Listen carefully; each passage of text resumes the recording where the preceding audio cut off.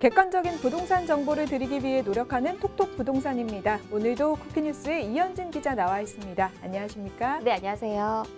네, 오늘은 어떤 내용에 대해서 알아볼까요? 네, 오늘은 선분양제와 후분양제에 대해서 살펴볼 텐데요. 현재 우리나라는 돈을 먼저 내고 분양을 받는 선분양제 시스템으로 운영이 되고 있습니다. 그런데 요즘 후분양제 도입에 대한 필요성에 대한 논의가 활발해지고 있는데요. 그런데 이 후분양제를 둘러싸고 찬반 논란이 아주 거세다고 합니다. 왜 그런지 자세하게 살펴보도록 하겠습니다.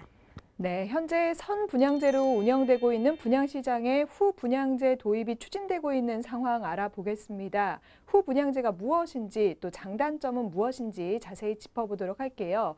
우선 용어 설명부터 부탁드립니다. 후분양제, 어떤 분양제도인가요? 일단 후분양제는 간단하게 말씀을 드리면 집을 먼저 지은 다음에 나중에 분양을 하는 제도라고 보시면 되는데요. 건설사가 주택을 일정 수준 이상 지은 다음에 입주자를 모집하는 제도입니다. 그래서 공정 80% 후에 분양을 하게 되면요. 소비자가 아파트 마감재나 단지의 모습을 볼 수가 있는 거죠.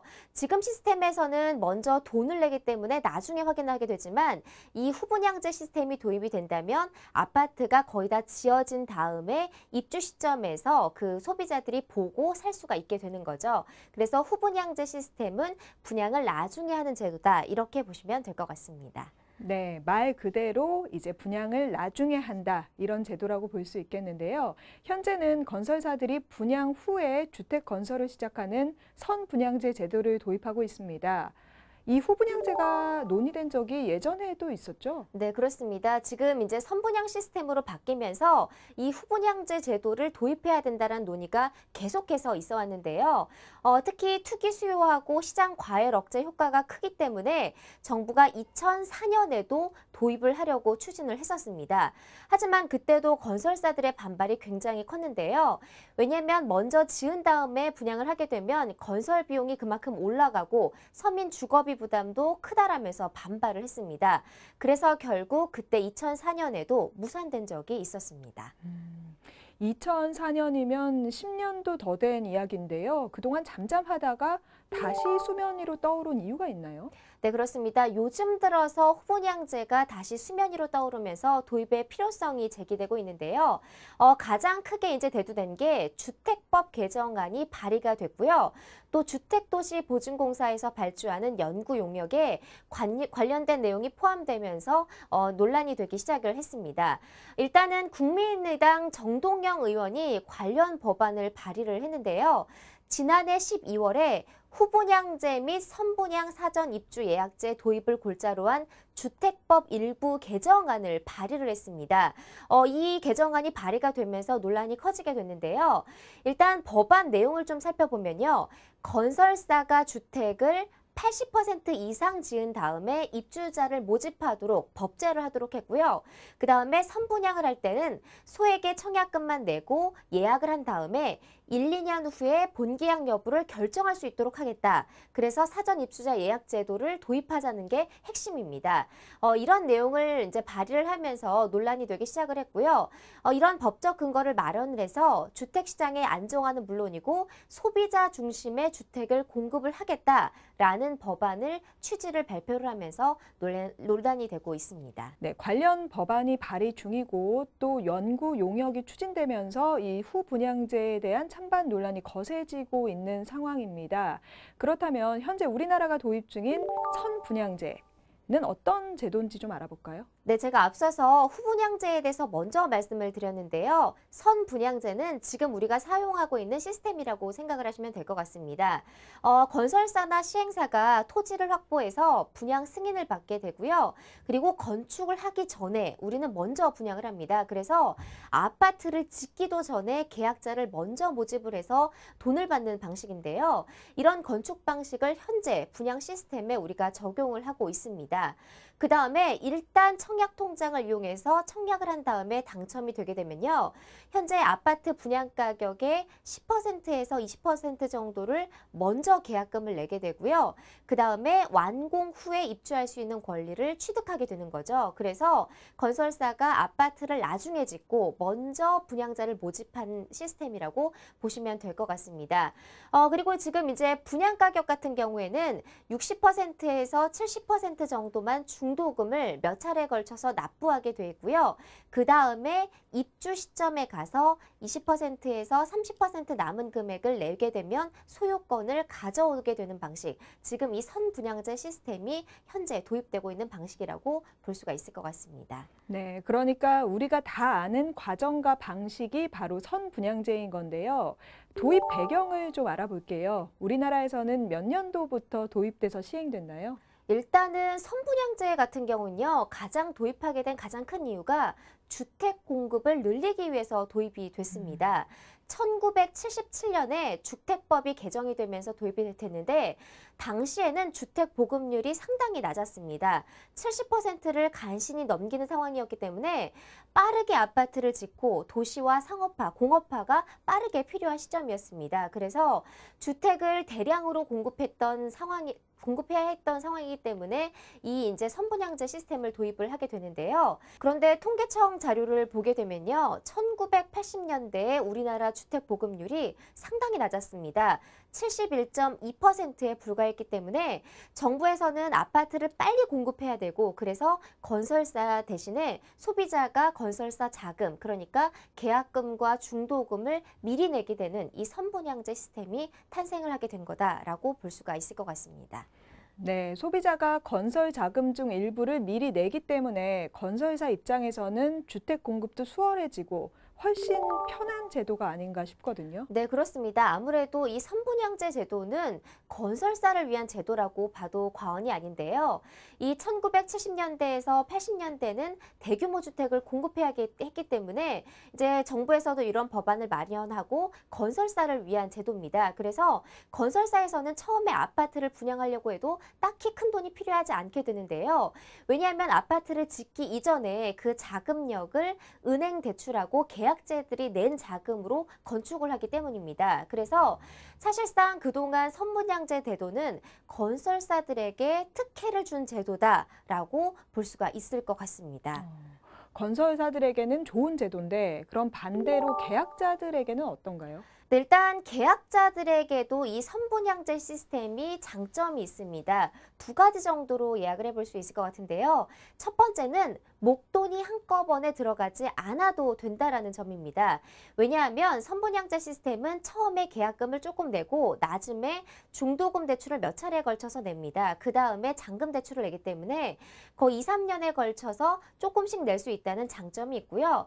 또 입주 시 대출을 받아서 거주하거나 아니면 전세로 돌릴 수도 있고요. 또 이제 아파트가 2, 3년 동안 지어질 동안 가격이 상승하게 되면 그만큼 투자 수익을 얻을 수 있다는 장점도 있습니다. 건설사와 계약자 모두에게 장점이 있는 제도네요. 그래서인지 최근까지도 아파트 분양은 큰 인기를 얻어왔습니다. 지난해에는 청약 광풍이라는 이야기도 나왔었고요. 그런데 선분양제에 장점만 있진 않을 것 같아요. 문제점도 있지 않습니까? 네, 그렇습니다. 사실 선분양제도도 많은 단점을 가지고 있는데요. 가장 큰 문제는 지나치게 공급자를 위한 제도라는 비판을 받고 있습니다. 일단 가장 대표적인 선분양제 시스템의 문제로 대두되는 게 가장 당초 계획하고 다른 설계와 마감재가 도입이 된다는 건데요. 그러니까 처음에 분양을 할 때 건설사에서 이런 마감재와 이런 설계로 해주겠다라고 하고 막상 2, 3년 뒤에 완공된 집을 가보면 다르다는 점인데요. 그래서 소비자하고 시공사 간의 분쟁이 굉장히 많이 일어나고 있습니다. 이런 이제 지었을 때와 나중에 이제 살펴보면 문제가 많이 발생을 해서 소비자하고 이제 시공사 간의 이런 분쟁이 매년 증가하는 추세고요. 이런 걸로 인해서 법적인 공방까지 가는 사례도 굉장히 많이 일어나고 있습니다. 그래서 국토교통부 자료를 실제로 보면요. 매년 이런 분쟁이 증가하는 추세였습니다. 2010년에 69건에서요. 2014년 1,600건으로 증가를 했고요. 2015년에는 4,200건 이렇게 해마다 분쟁이 증가하고 있는 추세라고 볼 수 있습니다. 네, 실제로 계약할 때 본 아파트와 완공된 아파트가 달라서 문제가 되는 경우 종종 볼 수 있는데요.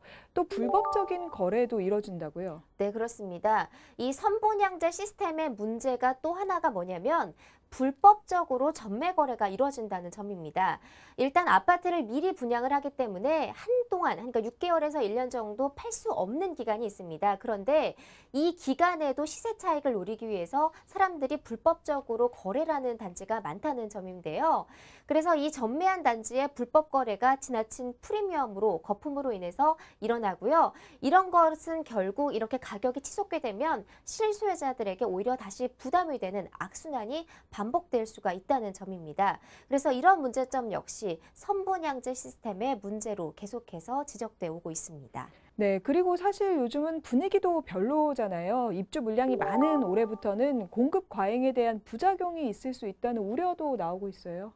네, 그렇습니다. 그래서 지난해와 재작년에 공급된 물량이 한꺼번에 입주 시점이 몰리면서 전국 아파트 입주 물량이 올해만 39만 가구를 웃돈다고 합니다. 그리고 2018년에는 42만 가구, 이렇게 총 한 2년여간 81만 가구에 가까운 아파트들이 입주할 계획입니다. 그래서 오히려 입주 물량이 폭탄 과잉 공급이 돼서 역전세난이 우려된다, 이런 이제 전망도 나오고 있는 상황이고요. 그리고 이제 아파트가 그동안 과다하게 공급되면서 오히려 이제는 입주자를 찾지 못하는 빈집이 증가할 거라는 전망도 굉장히 많이 나오고 있는 상황입니다. 네, 여러모로 분양시장이 침체기에 빠져 있습니다. 이럴수록 후분양제 도입이 더 필요한 건지 이유가 있을 것 같아요. 네, 그렇습니다. 현재는 이제 완공되지 않은 아파트를 입주자 모집 공고하고 모델하우스만 보고 청약하게 하는 이 시스템에 지금 문제가 있다는 건데요. 입주 전에 사전 점검 때 부실 공사 논란도 계속되고 있고요. 또 이제 만약에 건설 회사가 부도가 나게 되면 계약자만 이제 마음고생을 하는 그런 경우도 굉장히 끊이질 않고 있습니다. 또 최근에는 금융권에서 대출 규제를 강화하게 되면서 계약을 후에도 약속했던 중도금 대출이 나오지 않는 이런 사태가 벌어지고 있어서 계약자들이 오히려 자금을 구하지 못하는 이런 상황까지 벌어지고 있습니다. 그다음에 이제 분양권 프리미엄 차익을 노린 투기 수요가 계속 청약 시장에 몰리면서 오히려 실수요자들은 당첨 기회가 낮아지고 내집 마련이 어려워지고 있고요. 또 프리미엄 가격 상승에 따른 아파트 가격의 급등으로 인한 부작용까지 발생하면서 선분양제를 이제 없애고 후분양제를 도입해야 된다는 목소리가 계속해서 커지고 있는 상황이라고 볼 수 있습니다. 네, 최근 113 부동산 대책의 여파로 서울 강남권 등을 제외한 주택 시장이 실수요 위주로 재편되면서 후분양제 도입이 더욱 필요하다, 이런 주장이 나오고 있는 것 같은데요. 후분양제 도입 시 어떤 장점이 있을까요? 네, 일단은 현재 시스템에서 후분양제가 도입이 되면 몇 년째 주택 보급률이 100%를 넘어서면서 공급 중심의 아파트 선분양제를 후분양제로 바꿔나가야 한다는 목소리가 굉장히 높은데요. 일단 후분양제는 집을 직접 보고 살 수 있다는 점에서 일단 소비자들의 선택권을 보장할 수 있다는 장점이 있습니다. 또 그다음에 화재가 발생하면 입주자들의 불만을 크게 줄일 수 있다는 장점도 갖고 있는데요. 그래서 이제 공급자 중심보다는 소비자 중심으로 옮겨갈 수 있다는 장점을 가지고 있습니다. 네, 하지만 후분양제 도입에 대한 찬반 논란이 있다는 건 분명히 단점도 있다는 뜻이겠죠. 건설사들 입장에서는 선분양제 시스템에 익숙해져 있는데 아무래도 부담이 클 것 같습니다. 이 건설사들이 지적하는 문제점 또 있나요? 일단은 건설사들은 이 후분양제 도입을 굉장히 반대하고 있는데요. 가장 크게 문제가 되는 게 바로 자금 문제입니다. 왜냐하면 기존에는 이제 그 은행 대출을 받아서 계약자들이 먼저 낸 돈으로 집을 짓지만 만약에 이 후분양제가 도입되면 건설사들이 직접 대출을 받아서 아파트를 지어야 됩니다. 그러면 아무래도 한꺼번에 자금이 굉장히 많이 들어가겠죠. 그래서 후분양제의 경우에는 건설사가 공사비를 미리 지출해서 부채를 떠안아가는 문제가 생기게 됩니다. 그래서 금융비용 상승으로 인해서 분양가가 인상될 수 있다는 우려를 나오고 있는데요.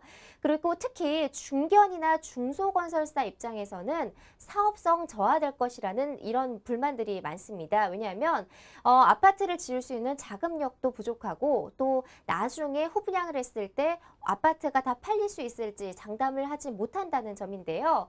그래서 지금은 당장 현재 시점에서 급하게 도입하기는 어렵고요. 그래서 건설사들도 현재 시스템을 완전히 바꿔서 후분양제를 당장 도입하기는 어렵다라는 입장을 보이고 있습니다. 그러니까 말씀하신 대로 이 계약자나 건설사나 모두 선분양제 시스템에 익숙해져 있는데 후분양제 도입이 현실적으로 가능할까요? 그렇습니다. 저도 사실은 그거에 대한 의문이 있는데요. 이미 우리가 선분양제 시스템에 너무 익숙해져 있기 때문에 후분양제를 갑자기 도입하기는 좀 어려울 것 같습니다. 이 선분양제나 후분양제나 각각의 장단점이 있기 때문에 좀 잘 따져보고 또 현재 상황도 고려를 해야 될 것 같은데요. 하지만 어떤 경우든 완성된 제품을 보고 구입해야 되는 게 정상이고요. 소비자 입장에서는 아파트를 보지도 않고 사는 것보다는 이미 지어진 아파트를 보고 구입했을 때 소비자가 더 선택 권한이 높아질 수 있다는 생각이 들고요.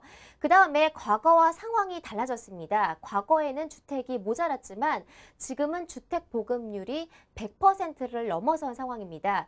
그래서 주택 양만 늘리기보다는 수요자들이 원하는 경쟁력 있는 주택의 질을 높일 때가 된 게 사실이기도 합니다. 그래서 아직까지 이제 바로 도입은 건설사들에게 부담이 될 수 있으니까요. 좀 장기적인 계획을 세워서 부작용에 대한 미리 준비를 한 다음에 도입을 차츰해야 될 것 같다라는 생각이 좀 들었습니다. 네, 오늘 톡톡 부동산에서는 최근 논의가 이뤄지고 있는 후분양제 시스템에 대해서 짚어보고 있습니다. 이 기자 마지막으로 정리를 좀 해주시죠. 네, 그렇습니다. 이제 선분양제와 후분양제에 대해서 좀 자세하게 말씀을 드렸는데요. 각각의 장점과 단점이 분명히 있습니다. 하지만 모두 공감하는 것이 업계에서 후분양제 시스템 도입을 더 이상 많이 미룰 시점은 아니다. 왜냐하면 상황도 변했고 소비자들의 선택 권한도 높아져야 하기 때문에 후분양제 도입에 대한 논의는 계속 이루어져야 된다는데 모두 공감을 하고 있습니다. 하지만 지금 당장의 상황과 또 건설사 입장이 있기 때문에 이런 부분들을 이제 절충할 수 있는 보완적인 측면이 굉장히 필요하다라는 생각이 들고요.